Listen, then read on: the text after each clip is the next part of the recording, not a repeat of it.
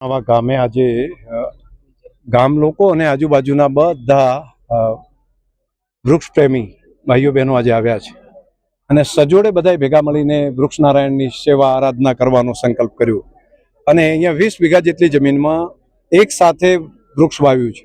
ગોચરની જમીન હતી, અહીંયા ખાડા કર્યા, ખાતર નાખ્યું, તેની અંદર ડેરી દ્વારા વૃક્ષોની વ્યવસ્થા કરી. પીએન માળી અને એમની ટીમે સહયોગ કર્યો. વાયર ફેન્સિંગ, હવે ડ્રીપનું પણ વ્યવસ્થા કરી રહ્યા છીએ અને આવનારા સમયની અંદર આની રક્ષણ થાય એ માટેની પણ એક વ્યવસ્થા, એક ટીમ બનાવી રહી છે. ગામે ગામ આવા વન બને, જે સરકારી ગોચરની જમીન છે જેનો કોઈ ઉપયોગ બાકી થતો નથી, તો ત્યાં વૃક્ષ નારાયણની સ્થાપન કરીએ તો આવા નાના નાના વન બનાવવાનું આ વખતે લગભગ 5 કરતાં વધારે વન થરાદ તાલુકાની અંદર બનાવવાનું નક્કી કર્યું છે. આવનારા સમયમાં પિલુડામાં પણ એક મોટું 100 વીઘા જેટલી જમીનમાં થશે.